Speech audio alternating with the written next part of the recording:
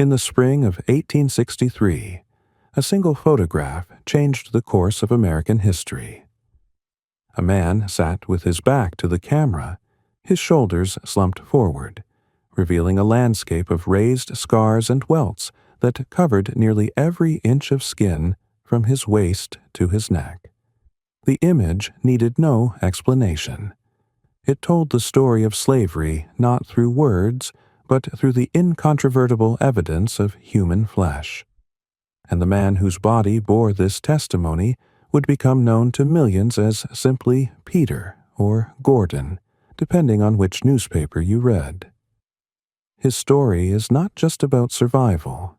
It is about how one escaped slave's decision to show the world what had been done to him helped turn the tide of a nation at war. The man we now call Peter was born into slavery on a cotton plantation in Louisiana, though his exact birth date remains unknown to history. What we do know is that by 1863 he was the property of Captain John Lyons, an Irish immigrant who had come to America sometime in the early 1840s. Lyons had been born in County Leitrim, Ireland, around 1821 or 1822. He stood about 5 feet 6 inches tall, with a ruddy complexion, black hair, and gray eyes. Like many Irish immigrants of his generation, he came to America seeking opportunity, though the path he would take to prosperity would depend on the labor of people he held in bondage. Lyons enlisted in the United States Army in 1842 at Albany, New York, signing up for a multi-year term as a private in an artillery unit. He participated in the Mexican-American War and was discharged from service on July 20, 1847, at Saltillo, Mexico. Shortly after his discharge, he made his way to Louisiana, where he married Bridget Delia Fahey on October 30, 1845, at Opelousas. By the time of the 1850 census, Lyons was living in St. Landry Parish with his wife and 3 young daughters. He had begun to establish himself as a man of means in the Louisiana frontier. Lyons proved to be an ambitious and versatile man. He worked as a carpenter and bridge builder, earning a reputation for quality construction. In 1857, the government of St. Landry Parish paid him $100 to repair bridges over Bayou Caron and Bayou Toulouse. One contemporary account praised a bridge he constructed as the best in the parishes of St. Landry and Attakapas, declaring that Lyons was the lion of all the bridge builders.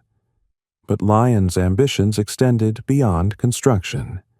He became a steamship captain, commanding vessels that traveled the waterways of west-central Louisiana between inland ports and New Orleans.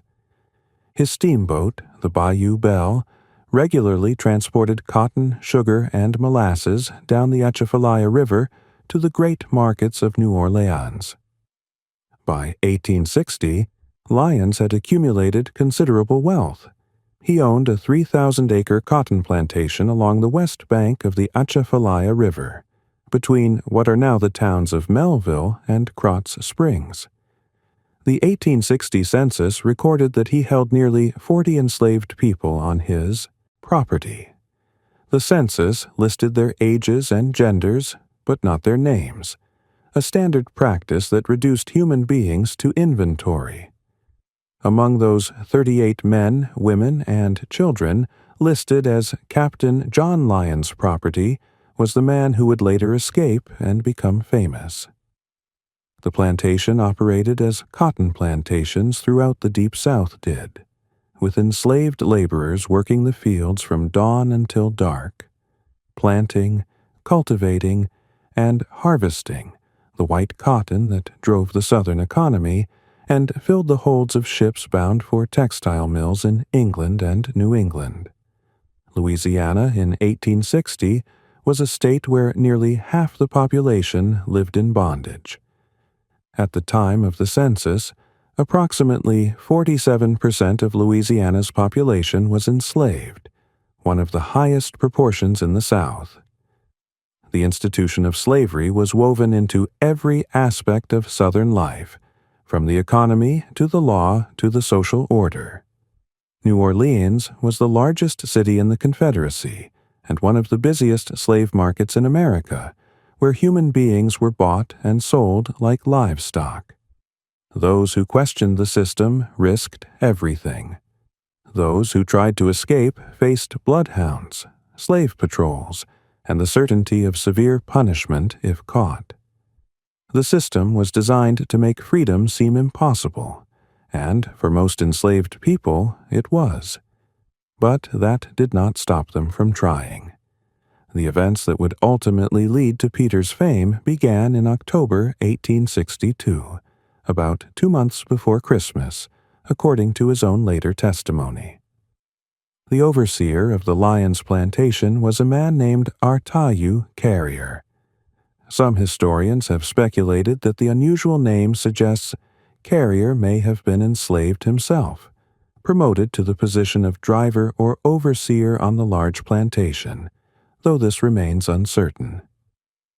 Black overseers, sometimes called drivers, were not unusual on larger plantations, and the name Artayu was uncommon enough that some researchers believe it may have been a slave's name or a mispronunciation recorded by white officials unfamiliar with the local dialect.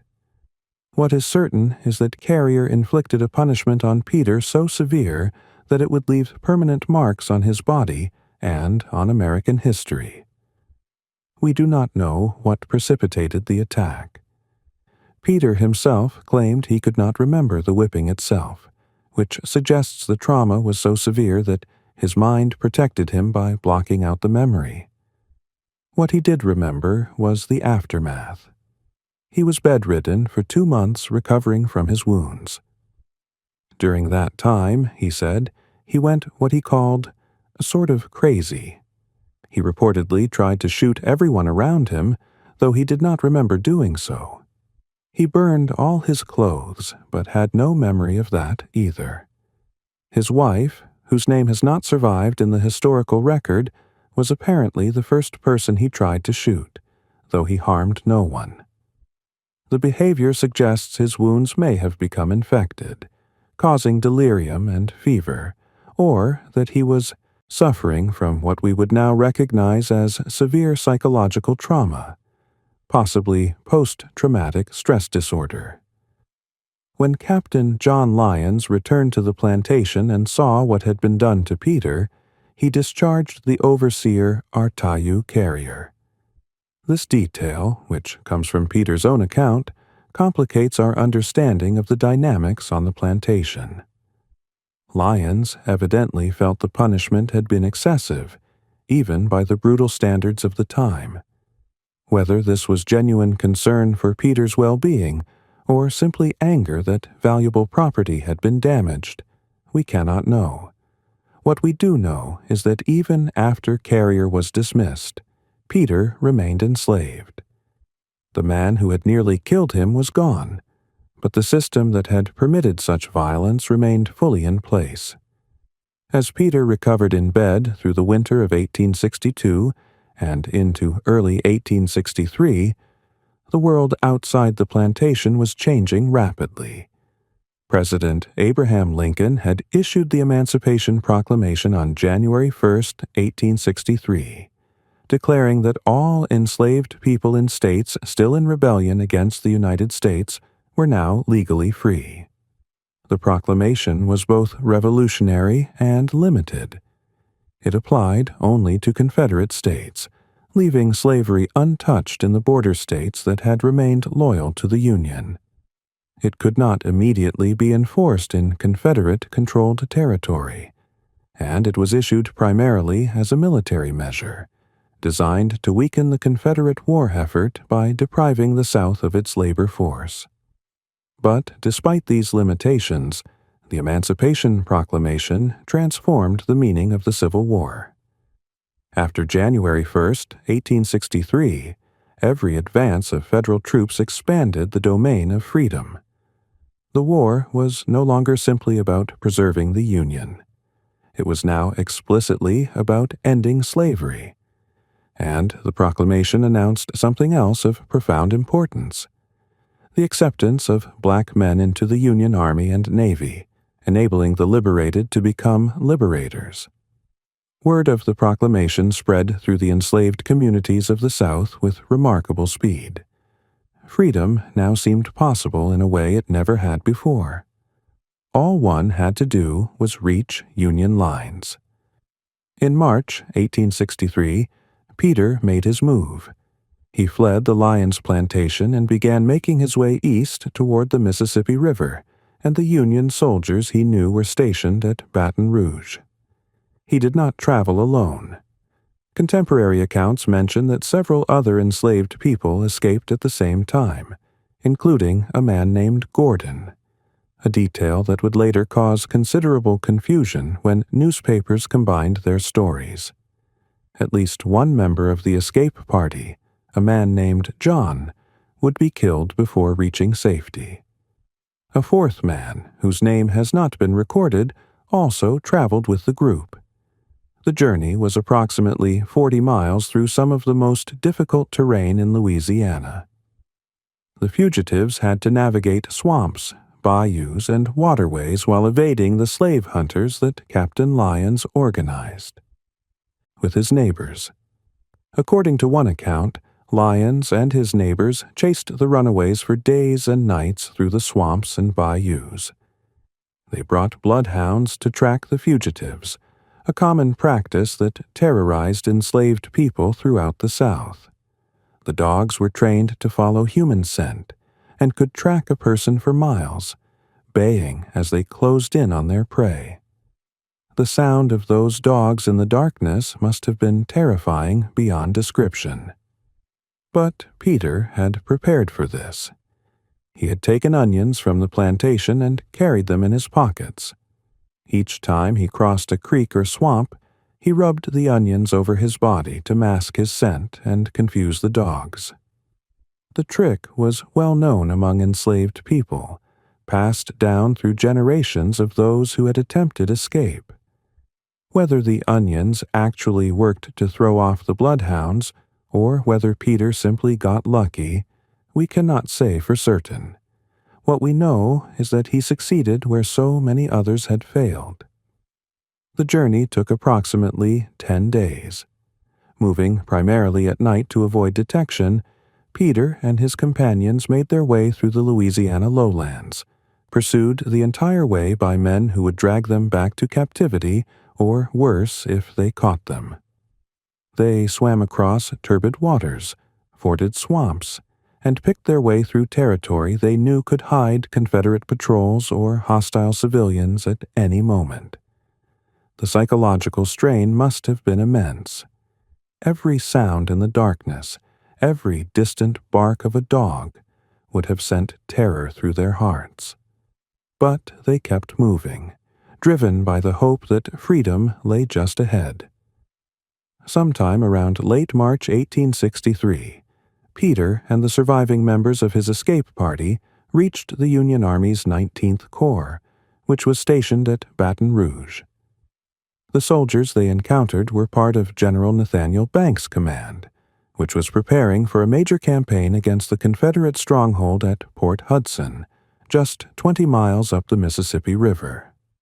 Port Hudson and Vicksburg, further north, were the last two Confederate positions on the Mississippi. If the Union could capture both, the Confederacy would be cut in half, and the entire river would be under federal control. For Peter, reaching these lines meant freedom.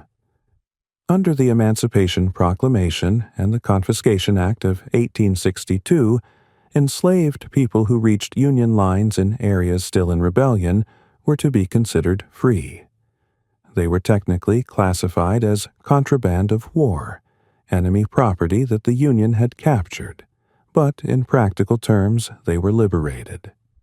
The term contraband had originated with General Benjamin Butler, who in 1861 had refused to return escaped slaves to their owners, declaring them contraband of war.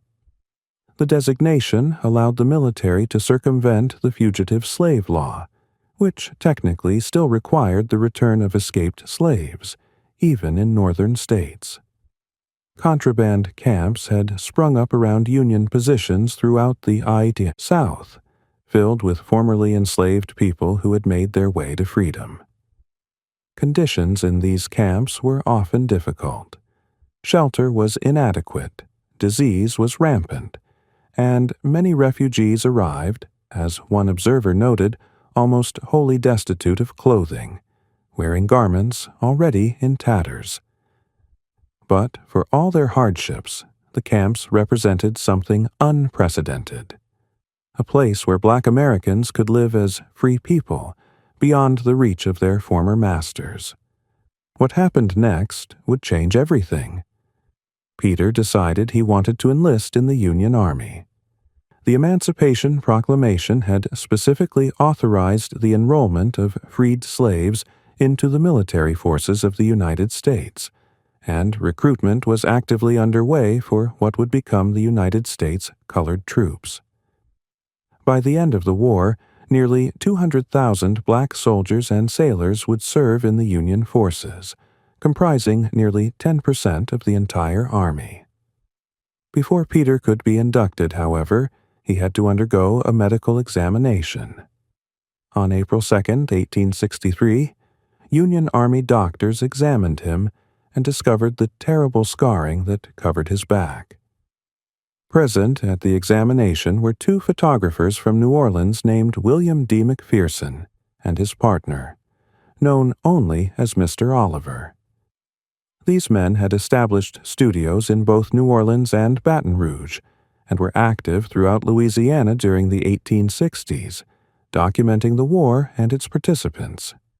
They had brought their camera equipment to Baton Rouge to photograph Union military personnel and the camps that had sprung up around the federal positions.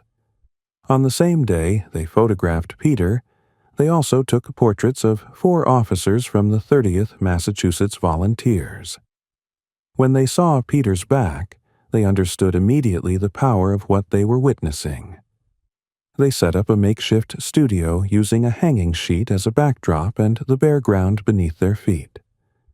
Then they photographed Peter from multiple angles, capturing images that would become some of the most important visual documents of the Civil War.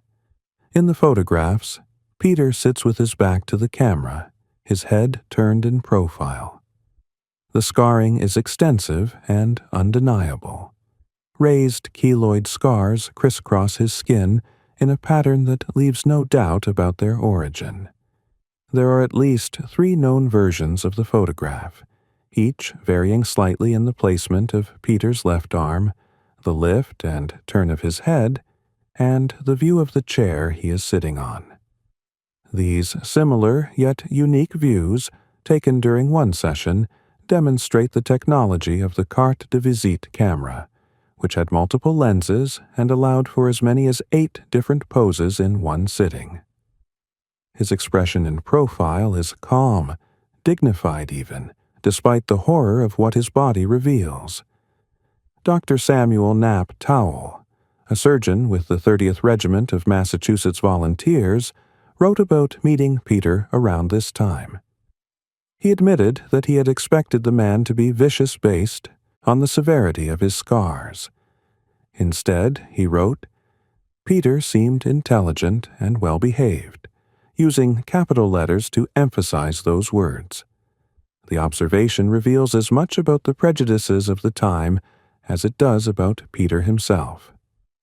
Towle sent a copy of the photograph to the Surgeon General of the state of Massachusetts, with a letter noting that few sensation writers ever depicted worse punishments than this man must have received.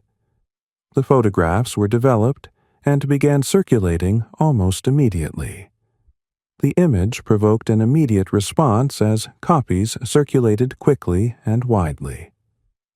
By late May 1863, the image had reached Henry Ward Beecher's newspaper, The Independent, which published an article on May 28th, calling it The Scourged Back. The photograph needed no editorial embellishment. Theodore Tilton, editor of The Independent in New York, wrote that 5 or 6 months after the scourging, the frightful laceration was partially healed and only scars remained. But what must the whipping have been to leave such scars? He asked.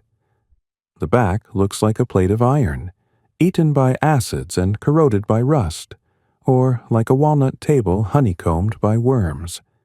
Bits as big as the hand seem to have been cut out of the flesh. No wonder that, at this distance of time, the man looks thin and ghastly, though he was a strong man and must be a man of fine physique and presence.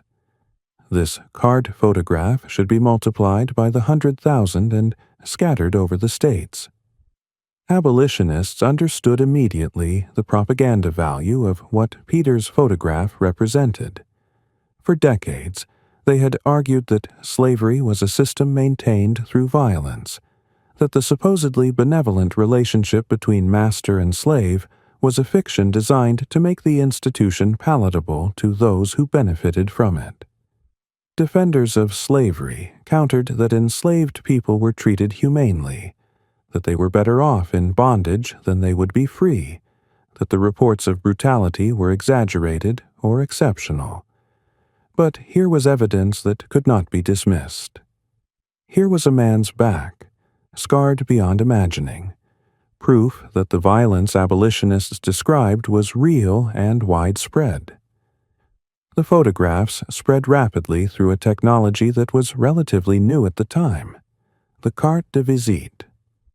These small photographs, mounted on cardboard about the size of a playing card, could be produced cheaply and in large quantities. They were collected, traded, and shared throughout the North. Studios in Boston, Philadelphia, New York, and even London began producing copies of the image on their own mounts. C. Seaver of Boston reproduced and sold prints, as did McAllister of Philadelphia, who first gave the image its most common title, The Scourged Back. Matthew Brady, the most famous photographer in America, made copies in his Washington studio. The image went viral, as one modern historian put it, because the carte de visite technology entailed reproducibility.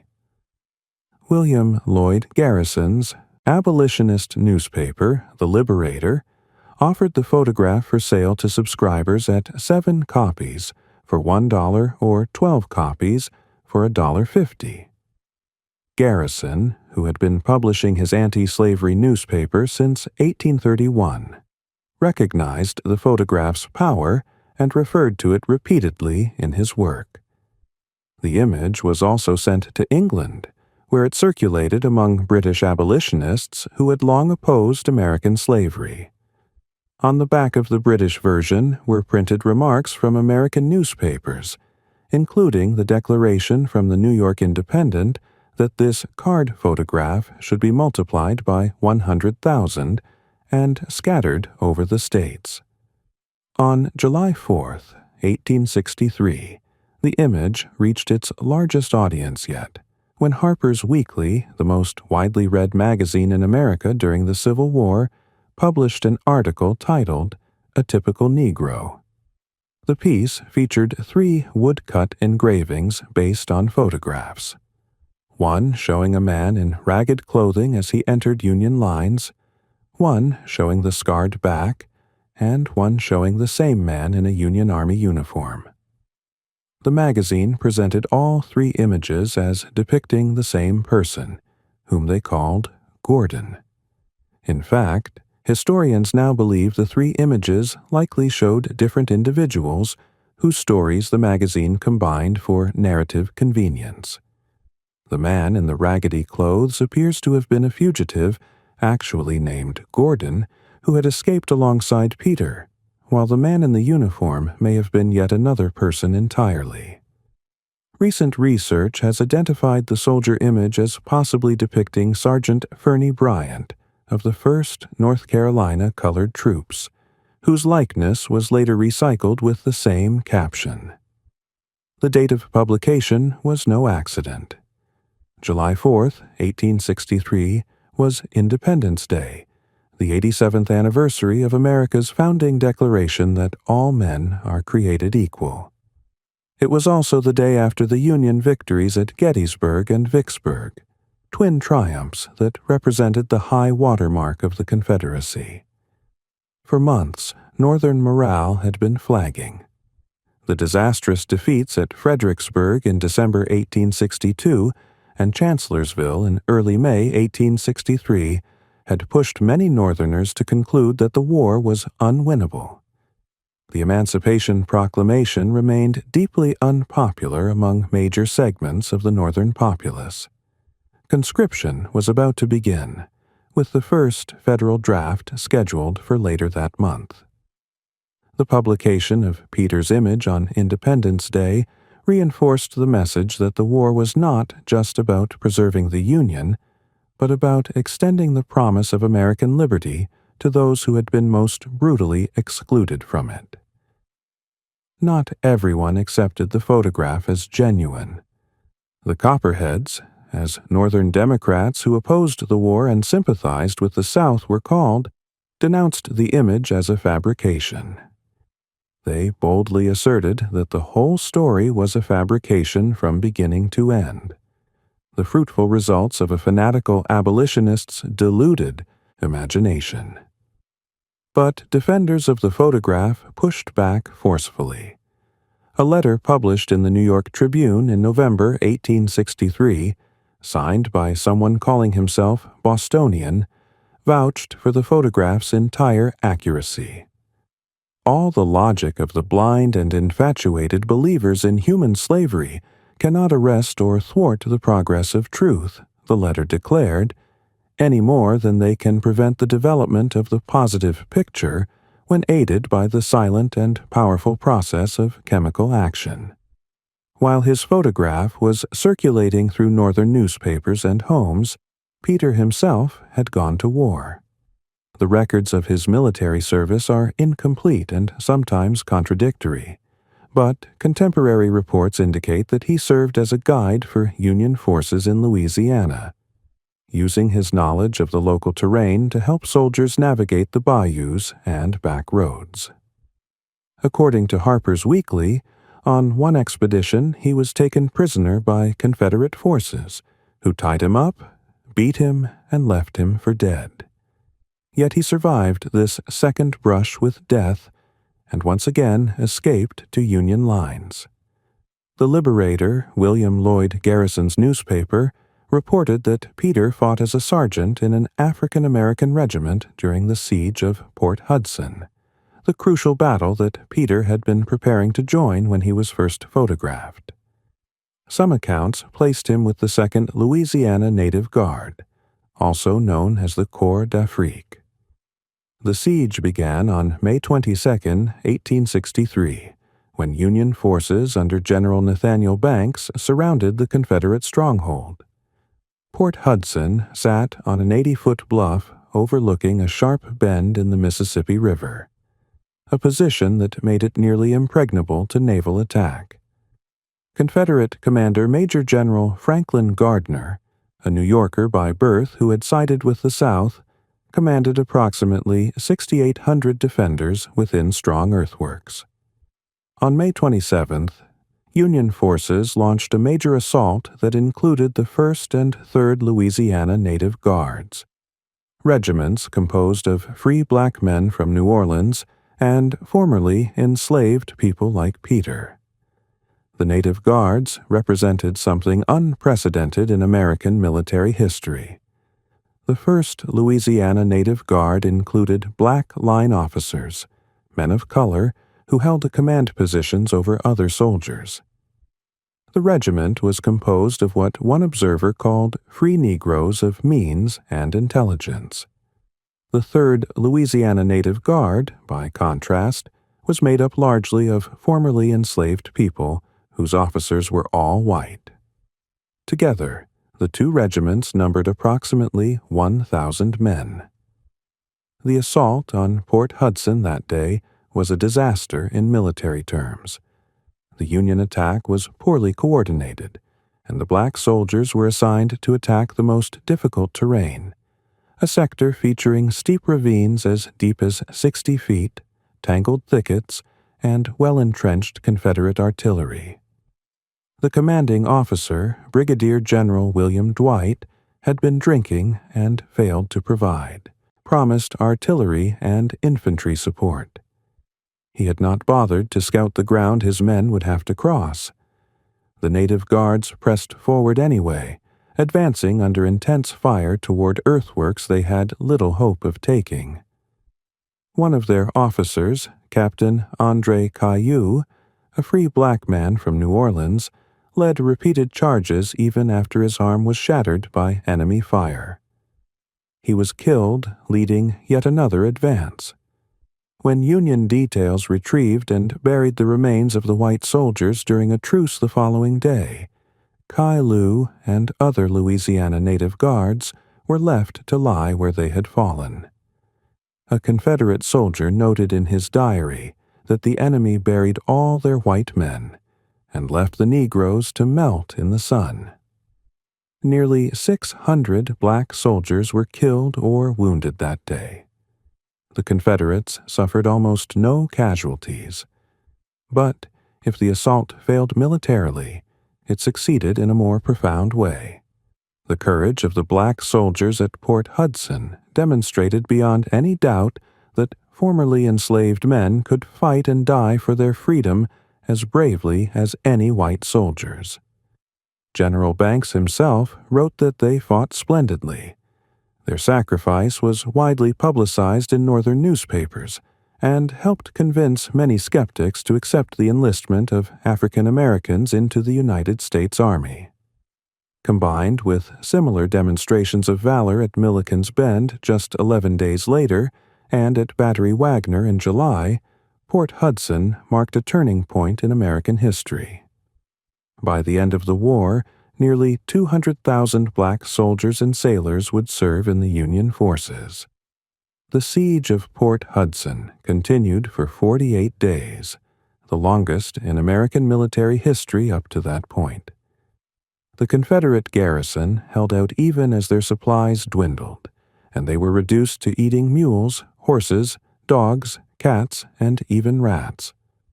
Union forces launched a second assault on June 14th, which also failed with heavy casualties.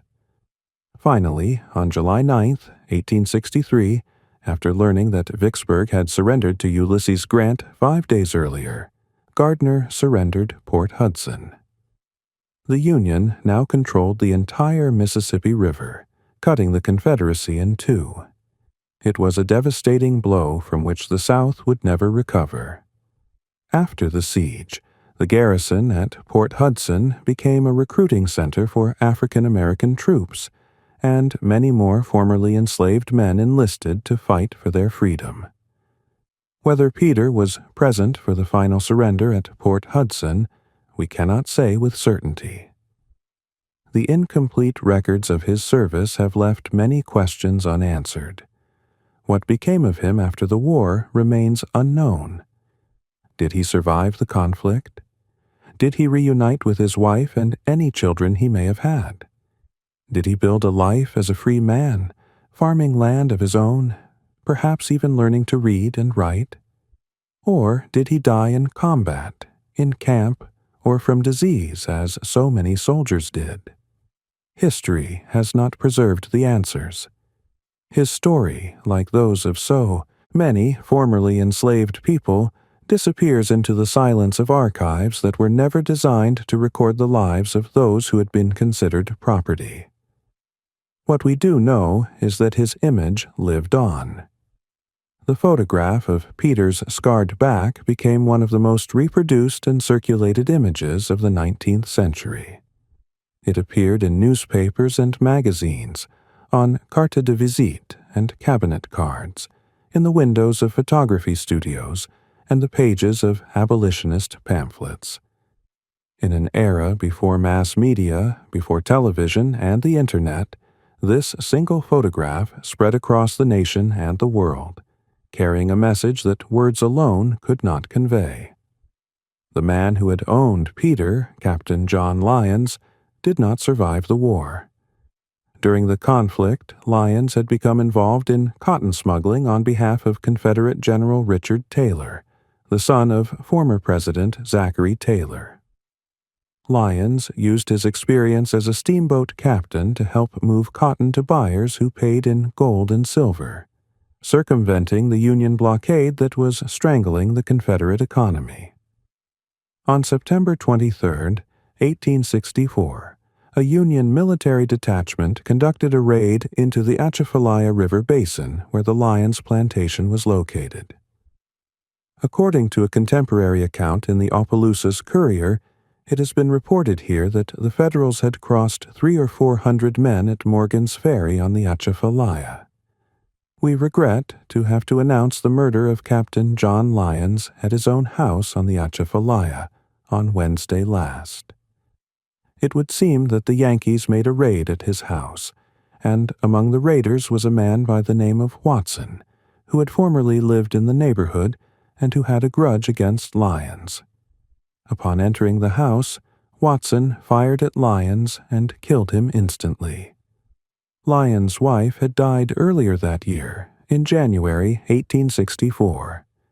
Their children were left orphaned, their vast plantation in ruins, their wealth in human property now free people who would never again submit to bondage. The confusion between Peter and Gordon that began in the pages of Harper's Weekly has persisted for more than a century and a half. For most of that time, historians assumed they were the same person, repeating the narrative the magazine had published in 1863. Only in recent decades has careful scholarship established that Peter and Gordon were almost certainly two different people who escaped together, with the magazine combining their stories into a single compelling narrative. A letter to the New York Tribune in November 1863 from Bostonian clarified that the 3 photographs published by the journal actually showed 2 different people. The person dressed in rags was a man named Gordon, who was part of the group that escaped through the swamps together. The person with the lacerated back's name was Peter. Peter barely spoke English, the letter explained, because French was the language of the Louisiana planters and the people they held in bondage. When military officials interviewed him, Peter reported that his master's name was Captain John Lyon, cotton planter on the Atchafalaya near Washington, Louisiana. Today, the image is often titled Whipped Peter, an attempt to acknowledge the original identification while acknowledging the long tradition of calling him Gordon. The National Portrait Gallery at the Smithsonian Institution, which holds a copy of the photograph, now identifies the subject as Peter, formerly identified as Gordon. This correction represents a small but significant act of historical justice, restoring to Peter his own name and distinguishing his story from the composite narrative that had obscured it for so long. In 2011, James Bennett, editor of The Atlantic magazine, spoke about the image and noted its incredible power.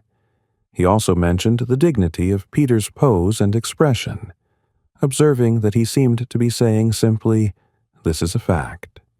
That quiet dignity, captured in a fraction of a second more than 160 years ago, continues to speak across the centuries. In 2012, director Steven Spielberg included a reference to the photograph in his film Lincoln, in which the president's son, Tad, is shown looking at a glass photo plate of the image. In 2017, American artist Arthur Jaffa created a sculpture called Ex-Slave Gordon, showing Peter's back from the waist up, translating the 2-dimensional photograph into 3-dimensional art. In 2022, the story of Peter reached its largest audience yet when director Antoine Fuqua released a film called Emancipation, starring Will Smith as the enslaved man who escaped Louisiana and was photographed by the Union Army. The film took considerable liberties with the historical record, inventing family members and dramatic confrontations for which there is no documentary evidence. In the movie, Peter's wife is named Dodienne, and his children play significant roles, though in reality we do not know if Peter had children, and his wife's name has been lost to history. The film's overseer is renamed Jim Fassel, and portrayed as even more brutal than the historical record suggests our Taiyu carrier was. But despite these fictional embellishments, the film brought Peter's story to millions of viewers who had never heard of him, reminding a new generation that the photograph their textbooks labeled the scourged back was not just an abstract symbol of slavery's cruelty, but the documented truth of one man's suffering and survival. The power of Peter's photograph lies not just in what it shows, but in what it represents. In 1863, when the image first circulated, the United States was in the midst of a civil war that would determine whether the nation could continue to exist half slave and half free. Many in the North were ambivalent about the war's aims, reluctant to fight and die for the freedom of people they had never met. The Emancipation Proclamation had proven deeply unpopular in some quarters, with critics calling it unconstitutional and predicting disaster. Horatio Seymour, running for governor of New York, cast the proclamation as a call for slaves to commit extreme violence against white Southerners. The photograph of Peter's back spoke to these doubts not through argument, but through evidence. Here was the reality of slavery, written on human skin. The photograph also represented something new in American history: the use of visual media as a tool for social change. Before the camera, those who wished to document the horrors of slavery had to rely on words, on the testimony of those who had escaped bondage, on the narratives published by abolitionists, and on the fiction of writers like Harriet Beecher Stowe. These accounts could be dismissed as exaggeration, as abolitionist propaganda, as the fantasies of overwrought sentimentalists. But a photograph was different. A photograph showed what was, not what someone claimed or imagined. As historian Matthew Fox Amato has observed, the image visually confirmed things that abolitionists, including formerly enslaved people, had been saying for the longest time: that violence was at the core of American slavery. It also confirmed what photography could do, that photography can serve as a tool of justice. When military doctors examined Peter in Baton Rouge, they were not surprised by what they saw. J.W. Mercer, an assistant surgeon with the 47th Massachusetts Volunteers, wrote that he had found a large number of the contrabands he examined to be as badly lacerated as the specimen represented in the photograph. A surgeon of the 1st Louisiana Colored Regiment wrote to his brother that he had seen hundreds of such sights during his time inspecting men for the Union regiments. "I send you the picture of a slave as he appears after a whipping," he wrote. "I have seen, during the period I have been inspecting men for my own and other regiments, hundreds of such sights, but it may be new to you. If you know of anyone who talks about the humane manner in which the slaves are treated, please show them this picture. It is a lecture in itself." Peter's scars were not exceptional, they were representative. What made his image powerful was not that it documented something unusual, but that it made visible what was ordinarily hidden. The abolitionists who circulated Peter's photograph understood that seeing is different from knowing. Most Northerners in 1863 knew, in some abstract way, that slavery involved violence. They had read about it, perhaps discussed it, maybe even condemned it. But knowing about violence and confronting its physical evidence are different experiences. The photograph forced viewers to look, to confront the reality that their country had permitted and their economy had profited from a system that did this to human beings. It made the suffering of the enslaved impossible to look away from. More than 160 years after it was taken, the photograph of Peter remains one of the most important visual documents in American history. It hangs in the collection of the Smithsonian's National Portrait Gallery, the Library of Congress, the Metropolitan Museum of Art, and countless other institutions. It appears in textbooks and documentaries, museum exhibitions, and academic articles. It continues to speak across the centuries, a testament to both the brutality of American slavery and the courage of those who survived it. We do not know Peter's full name, his birth date, or the date of his death. We do not know what became of him after the war, or whether he lived to see the 13th Amendment finally abolish slavery throughout the United States in December 1865. What we do know is that in the spring of 1863, a man who had been whipped nearly to death made a choice. He chose to run. He chose to fight. And when photographers asked him to sit before their camera, he chose to show the world what had been done to him. That choice took a different kind of courage than the physical bravery of escaping through swamps or charging Confederate fortifications. It required him to make his private trauma public, to become a symbol rather than simply a man, to let his scarred body speak for the millions whose suffering had gone unwitnessed and unrecorded. In the end, Peter's story is both his own and not his own. It belongs to him, to the specific man who endured that whipping, who recovered in that bed, who made that journey through the swamps of Louisiana, who sat for that photograph, who may have fought at Port Hudson. But it also belongs to the 4 million people held in bondage at the start of the Civil War, to the generations who had lived and died in slavery before them, to all those whose names and stories were never recorded because the system that enslaved them did not consider them worthy of documentation. Peter's photograph speaks for them all. It says, "This is what was done. This is what we survived. This is why we fought. And this is what we will never allow to happen again."